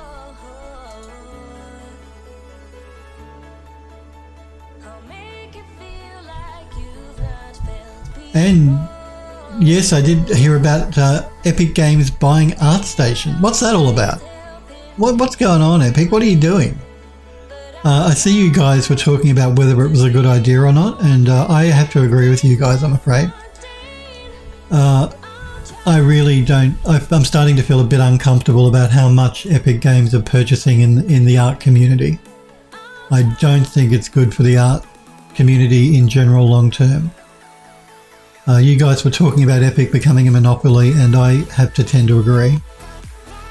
So Epic, look, I'm glad you're investing in companies you think are worthwhile, but you're starting to make the art community feel a little bit nervous. We don't want to see any one company get a monopoly anywhere. So yeah, I mean, I'm glad that you guys know I sell some models on ArtStation, some 3D models. And part of the buyout from Epic Games was they've already reduced the commission that I was paying, that they were taking on the sales of my models. So look, I'm happy about that. I'm happy they've made the tutorials and stuff free for the rest of this year. But I'm getting a little bit worried that Epic Games are starting to buy up a bit too much. Now, you know, they do what they want to do. They're not going to listen to Phil. But Epic, unless you want to ruin your good name, I suggest you start to think a little bit more carefully about what you're buying and how much you're buying. There must be better ways for you to invest that extra cash if you need to invest it than buying up every other art-related app or website that you can find.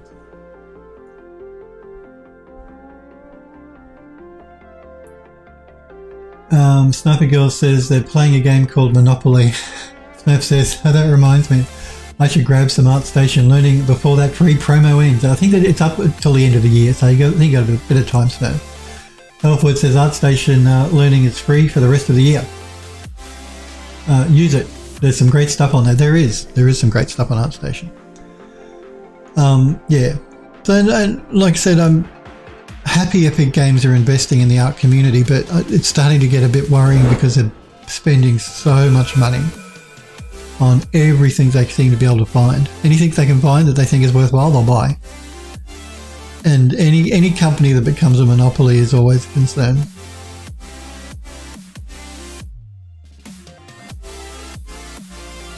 So yeah, spend some money on some other stuff, Epic. Mask with color selection, see what this one is like.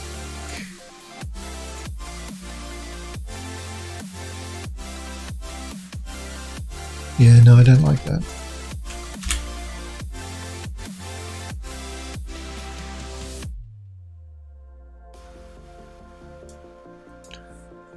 Let's see what this one is like.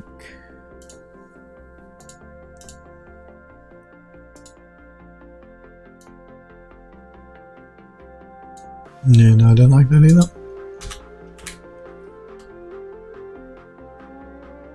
I have so many tiles.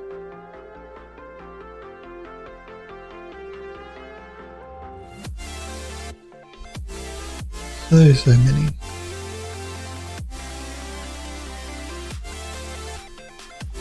Just curious what this stylized looks like.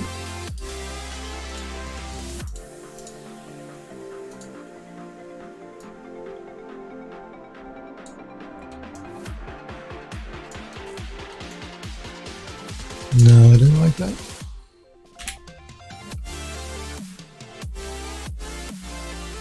Smurf says you can underestimate how efficient I am at putting things off. Underestimate how efficient I am at putting things off. Android Lust says, I wonder what's the next thing Epic will buy. Let's hope nothing. Maxo Friendo says maybe they should invest in Neuro, the self-driving delivery robot. But yeah, look, I understand that they got all that Fortnite money they got to burn, and they do this so they can pay less tax. I'm sure that's the whole reason they're doing it, which is cool. That's what businesses do. We want to minimise the amount of tax you pay, I guess. But come on, Epic, enough is enough.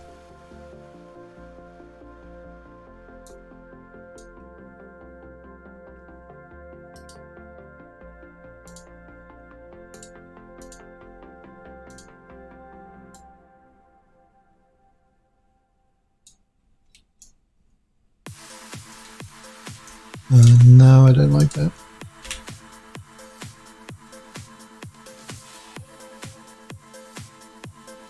Helpwood says, hopefully they'll buy me. I could use the money. That's right. Start giving some money to some of the people on your grant program. Don't Epic have some mega grants or whatever they call it? They seem to be doing less with that now and spending more money on things like ArtStation and reality capture. So if you really want to throw your cash around, throw it around to your community a bit more. Nerf says, I'd say Marmoset, but I don't think it slots in with the rest of their portfolio. Maxo Prendo says, just because it has nothing to do with art. Smurf says, Ryzen doesn't really fit either. No, I don't think they do Ryzen either. Because they don't have a modelling package yet. And I don't think they need one. I mean, there are rudimentary modelling tools inside of UE4 now, like really basic ones.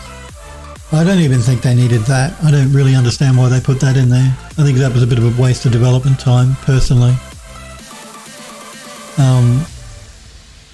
You don't want to reinvent the wheel, Epic. Don't create a 3D program. You don't need one. People have Blender, and they have Max, and they have Maya, and they have Cinema 4D. There's no shortage of 3D programs people can use. So I wouldn't waste development time on things like putting modelling tools in your engine. Personally, that's my opinion. They'll do what they want to do, I'm sure, anyway.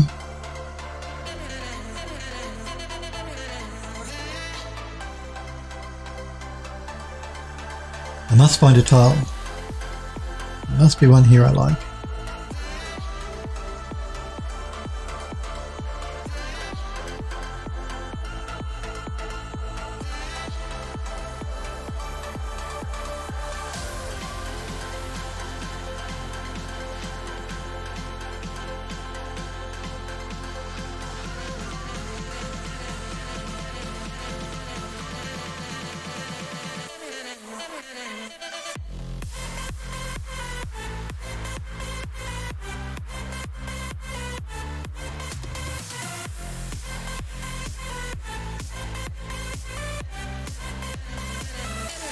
I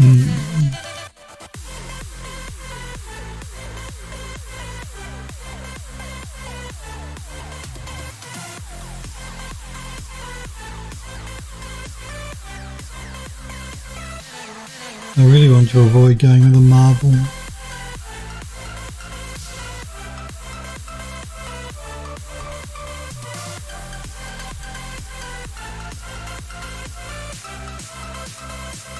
We use this tile in the I think we used it for the edge borders in a couple of the rooms, like the entryway and stuff. It's an interesting material. I'm just wondering, can I change the color on this? I don't mind reusing something we've already used. It keeps that consistency in the building. But I'm just more concerned with whether I could change the color. Maybe you were wrong for the first time. I can change the color. So we're to bring it into more of a blue.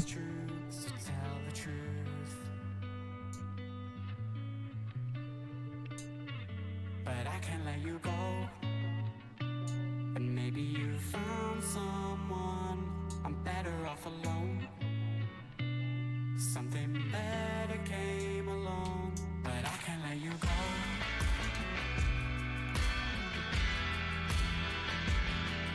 Smurf says maybe they'll buy Mesh Lab. Maybe. Snappy Girl says change it to hot pink. No, I don't think hot pink would be good. You and your pink, Sniper Girl. She wants everything to be pink. Maybe this was all just in my mind. Rise and fall and start again. God knows when we'll reach the end, and every single thing might fall apart. Let's just play with the tiling here. I can't let you go. And maybe you found someone. I'm better off alone. Something better came along, but I can't let you go.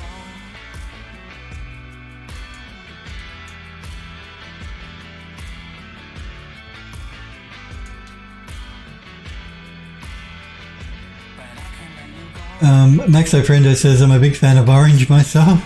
Yeah, I like orange too, actually, as a colour. Andrew Dot says purple is where it's at. Purple would work too, Sniper Girl says. I like purple as a colour. My favourite colour would either be orange or purple. I like them both. As a kid, my favourite colour was always orange. And I still like orange. But I think now purple is probably my favourite colour.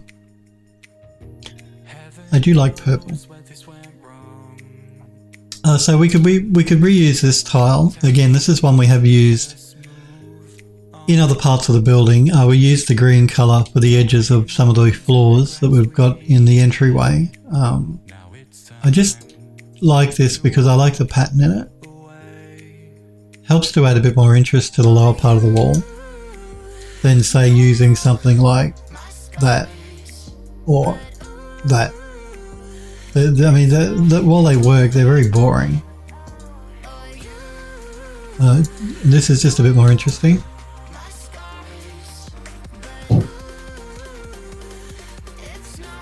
Just do a save here, and I'll have some coffee.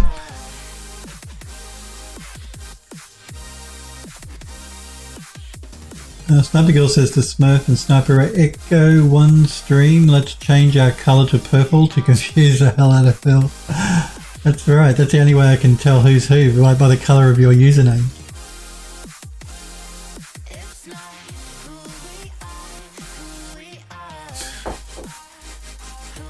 Maxo Friendo says my avatar is a red panda, so there is a theme. A red panda, hey? Why don't we start again? Did I might just look at the offset this way, I think.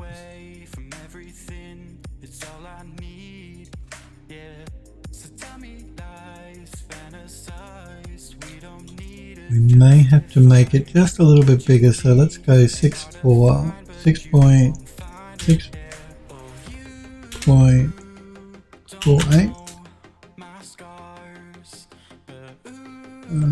Let's undo that. I'm going the wrong way. 10.99, let's try 11. No, let's try 10.90. And let's do the offset.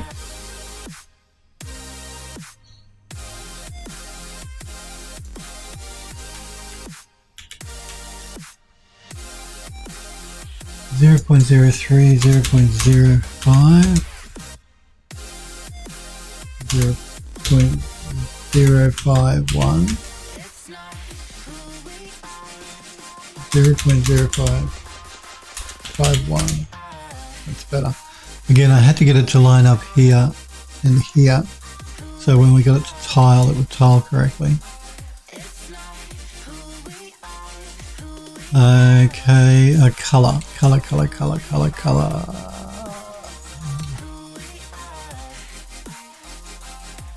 I think what I'm going to do here is I'm going to duplicate this layer. Where are we?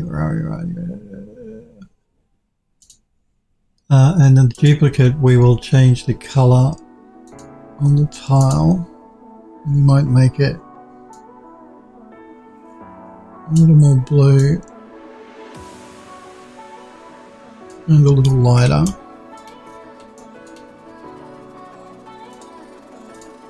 And then we can group both of these together. I'm going to call this one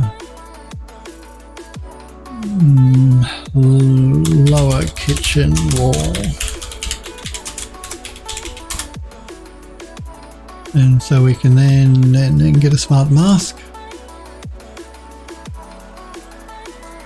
And we'll go with the surface worn, see what that one looks like. Again, we're going to have to mask this to the lower part of the wall. And let's just play with our mask a little bit.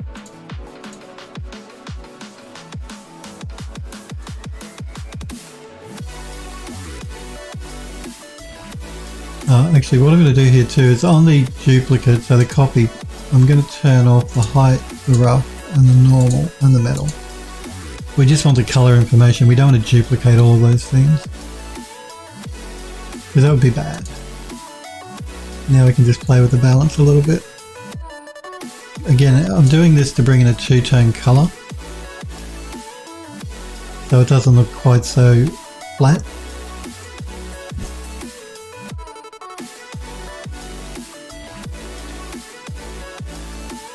And now what I'm going to do is I'm going to remove these ones we're not going to use. I'm going to move the overall dirt layer to the top.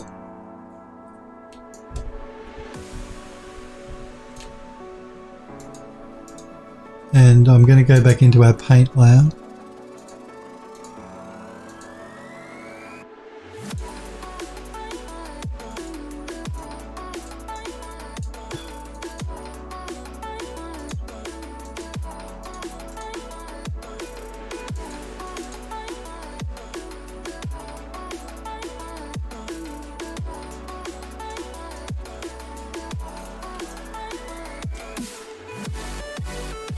A bit of a problem painting that out. Why is that?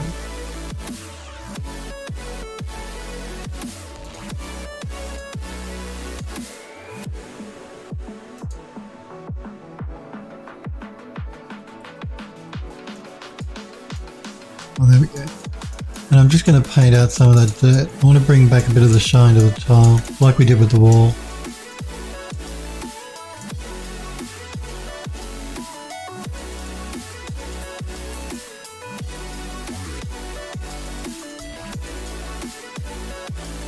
I really should be using a pen for this actually.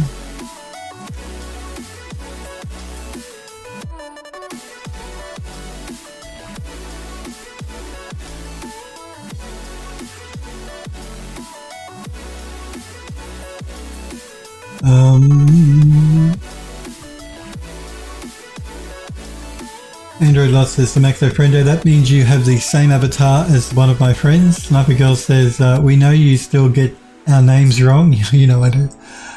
Figure we just make it harder for you for a stream. Oh, thanks so much. Always thinking of me, aren't you, Sniper Girl? Sniper Girl says to Maxo Friendo, my avatar is my Roll20 D&D token that I made for a campaign. Maxo Friendo says, I made mine in Adobe Character Animator and I'm working on a 3D version in Blender. That's why I made that mushroom to learn 3D. Save and copy, Hellforge says, how are we going for time? Sniper Girl says, wow, cool. Android Last says, welcome to the 3D journey, it never ends. Crosswind says, the ride never ends, rest in peace. Sniper Girl says, I'm not much of a 2D artist. I found one that I liked and heavily modded it to match my character description. Changed a ton of things in Photoshop. Maxo Friendo says, nice. Android Lust says, but it's a very enjoyable journey. It is. We love 3D. We're not disparaging 3D and everyone should do it because it's fun. We all like the 3D. I love the 3D. I couldn't imagine doing anything else. I love it that much. Even when I work to the bone. I do love it. That's why I don't consider it work. Because I love what I do. We'll do a save here on this project.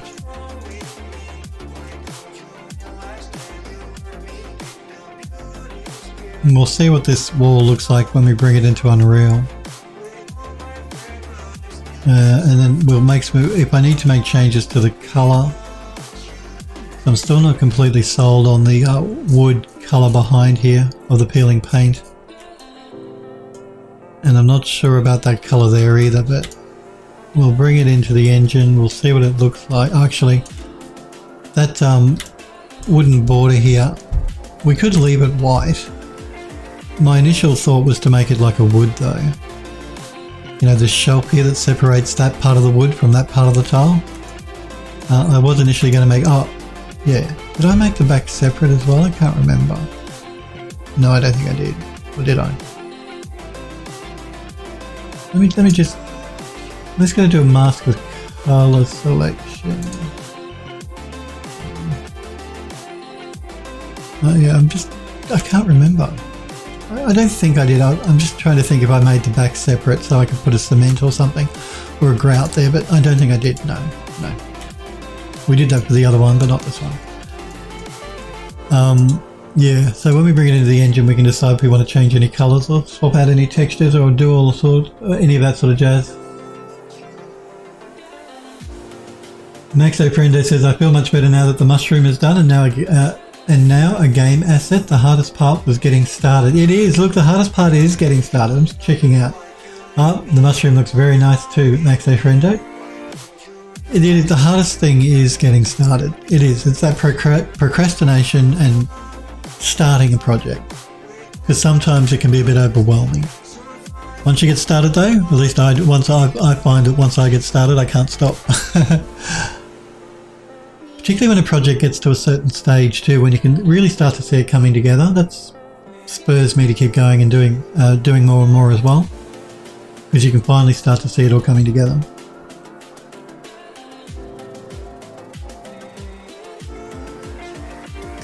Probably the most enjoyable part of doing 3D for me is not the modelling. I mean, look, I like modelling, but not the modelling, not the UVing, because you know I don't like UVing.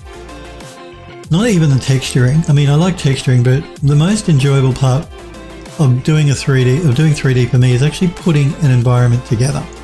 So it's like we're going to be doing now, where we're going to jump into Unreal and we're going to start putting the kitchen together. That's the most enjoyable part for me. Set dressing, I guess you'd call it. That's the bit that I like the most. Because you get that instant visual feedback and the lighting part of it. So I really like the lighting part of it too. So yeah, that's probably my favourite part of doing 3D. Is the actual set dressing, set design and lighting. Like a sore neck, I think I slept funny. I think Maxo Friendo says maybe the pink donut with the sprinkles next. Android Lust says sometimes getting started is the hard part. Sometimes stopping is harder. That's a very good point, because I've said that too. I mean, I don't think anything I've ever done is finished. I want to work on it forever. Sniper Girl says to Maxo Friend, yeah, that's the hardest part. So what we're going to do here is I'm just going to do a save. We're going to export this. Let's export it to the right folder. So UE4 projects, models, kitchen walls. We're going to make sure we're using the right template. Do you think there's anything else I need to change? No. Let's export.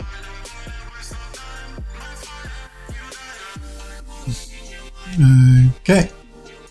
Let's do a save, and I want to look at the work you guys have posted in the Discord gallery now, so that's what we're going to do.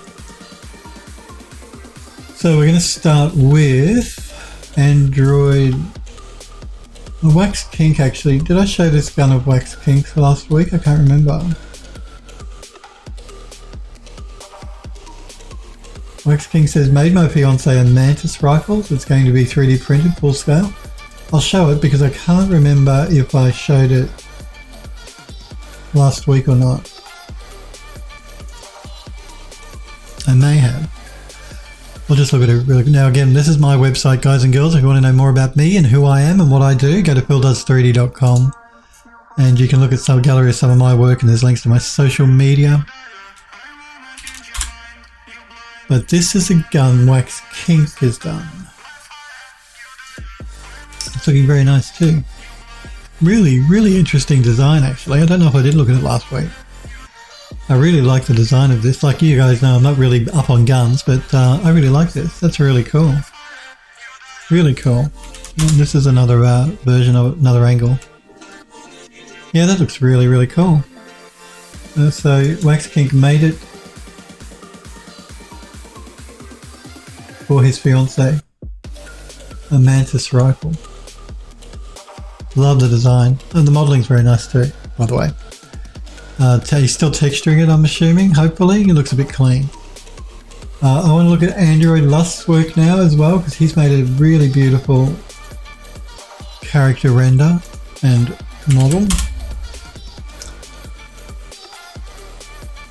And this is the moth guy. She looks so good. I really love it. Love it, Android Lust. Looks amazing. Yeah, you really do great modeling and texturing work. Looks really good. And again, this, you guys know how I was saying to you guys, do stuff that's really interesting for your portfolio. This is what I mean by interesting. It's a character, but it's not like the big boob characters you see in a lot of people's portfolios. Big butts, big boobs. It's an interesting looking character to turn into a 3D model. Now, I know this is an Android Lust concept art. Like he worked from somebody else's concept, but that doesn't matter. It's just the fact that the model is really unusual and really interesting would make this really stand out as a portfolio piece, and because it looks great. Beautiful rendering, beautiful texturing, beautiful modeling. Interesting looking model, interesting looking character. So yeah, it looks really cool. So this is an example of a really good portfolio piece of an unusual and interesting model. Your beautiful work, Android Lust. I love it. I think that was the reason I really liked the character you did from Scooby-Doo as well. Thelma, was it? Because she gave her tats and stuff. And I thought that's another example of a really interesting looking model. This is Sniper Girl. Sniper Girl is working on a gas station, a post-apocalyptic type gas station. And she's just put all of the pieces together because before she built her new computer, she was working on them separately because the computer wasn't beefy enough to handle the entire scene at once, but she's putting it all together into one scene now. And it's coming together really nicely, Sniper Girl. Really nice. And you were saying that you wanted to bring some of the wooden slats into ZBrush. Yeah, and the suggestion of doing random ones, don't do them all. just do some random ones would be more interesting if you wanted to do that sort of detailing on a couple of them in ZBrush, as opposed to bringing them all in and doing them all. I think just selected ones would look more interesting, and it'll be easier too than trying to do them all. She's got some really amazing detailing going on here in the modeling. Textured up, it's going to look amazing. Yeah, really nice work. A detailed looking environment too, very detailed. And this one. Yeah, these wooden slats, I think she wants to take a couple of them in to work on a couple of them in ZBrush. And I think that's a good idea. Just do random ones though. Looking really cool, Sniper Girl. Really cool. And again, I love all the detailing she's got going on. It's going to look so awesome once you've textured it up. So awesome. And she's going to do this in Unreal, so I'm really interested to see how it turns out. This is a pistol that Hellforge is working on. Beautiful work, Hellforge. Love it. Yeah, I really love it. Looks really good. I think that this is the reworked version where he's just reduced the roughness a little bit on the metal of the gun, just so it's a little bit more shiny. It does, it looks really cool. He's got some distressing going on, to colour on the wood here. Some distressing going on also in the metal, which is really cool. It's looking really nice. And the lighting I like as well. Beautiful work, Hellforge, beautiful. It's finished, Hellforge says. Hellforge says loves the character for Android Lust. Android Lust says butts and boobs gets likes. Though look, I know they do. I know they do. Big butts and big boobs get all the likes. Go figure.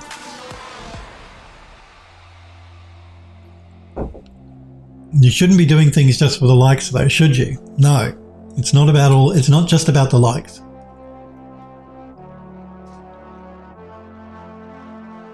Hellwood says, love the character, super cool model. It is a beautiful model, Max Apprentices. Smurf says, goth moth girlfriend.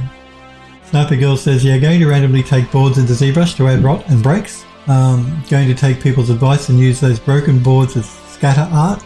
Killing two birds with one stone. That's the way to do it. Android Lust says, even the lighting looks nice with textures. That grip texture, as Smurf says, yeah, it looks really cool. I also want to check out a scan, this looks like, that you've done, Sniper Girl. That looks beautiful work, Hellforge, as well. Sniper Girl loves photogrammetry, as do I, and that's a very nice scan, actually. Yeah, that's a really nice scan. Nice. I believe this is reality capture, I can tell by the grid. And that looks really cool. I saw you said though in the Discord, Sniper Girl, you really like the new Metashape, Agisoft Metashape, which is, again, I use both. I tend to use reality capture more because it's faster, but yeah. And I want to check out the mushroom from Maxo Friendo. So what are you building, Maxo Friendo? Are you doing a game? You probably have told me and I've forgotten and I'm just silly. I love the mushroom. Very nice. Very Mario looking mushroom.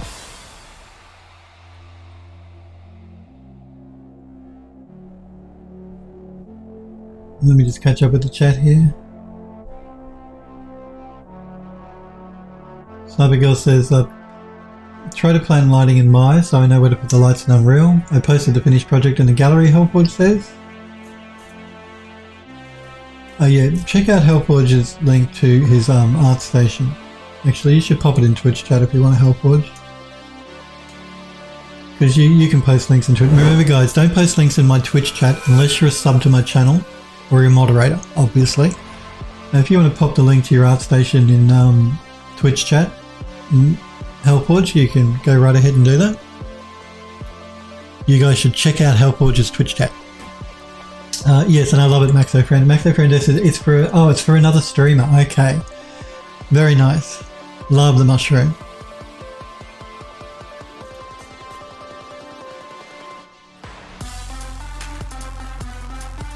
I'm just reading what you guys have been writing in the Discord about the mushroom. If one eats it, do you get larger? Sniper Girl says. And Maxo Brendo says, I hope so.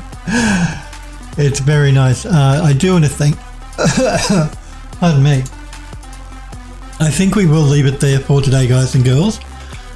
I do want to thank you, though, for letting me show your work on the stream. Thank you for posting it in the gallery. Again, I want to thank Sniper Girl for the subscription. You are awesome. And also to Iron Lettuce for following the channel.